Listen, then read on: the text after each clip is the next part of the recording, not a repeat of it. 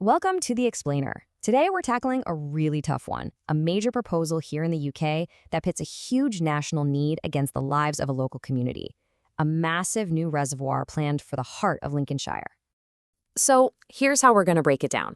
First, we'll get to grips with the national problem, why we're so thirsty for water. Then we'll zoom in on this specific solution, weigh up all the good things they say it'll bring against the very real human costs. And finally, we'll look at the incredibly difficult choice that has to be made. All right, so first things first, let's look at the big picture. Why on earth is a massive new reservoir even on the table to begin with? Just to get your head around the scale of this, think about this number. 16 billion liters. That is the amount of water supplied across the UK every single day. It's a mind-boggling amount. But the real question is it gonna be enough for our future? So where's all this water actually going when it gets to our homes? Well, this might surprise you. A full 30%, the biggest slice of the pie, is literally just for flushing the toilet. Compare that to the tiny 4% we actually use for drinking. Kind of wild, right? And here's the thing. Our thirst is just growing. Since 1985, our water use at home has shot up by a staggering 70%. That's a huge trend, and it's putting some serious pressure on the water we've got. Which leads to the big question, right? What has changed so much in our society that's causing this massive increase? It's not just one thing. Well, the answer is it's a whole mix of things. We've got a growing population, for starters. We're using more water for fun stuff, like leisure activities. And, of course, all those modern appliances we have in our homes, dishwashers, washing machines, they all add up. Plus, manufacturing uses a whole lot, too. And, it's not as simple as just looking at how much it rains. We have to think about something called effective rainfall. That's the water that's actually left for us after some of it evaporates back into the air and plants soak it up. That's the number that really matters for our supply.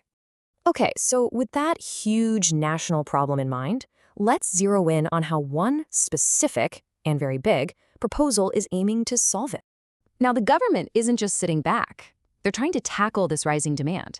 They've set some pretty ambitious goals to get us all to use less water, hoping to bring the daily average down from about 140 liters today to 110 liters by 2050. But here's the catch. Just saving water might not cut it. And that brings us to Lincolnshire. Why there? Well, the region is facing a bit of a perfect storm. It's already one of the driest areas in the UK. They're planning to build 175,000 new homes, and they already have a tough time meeting water demand in the summer.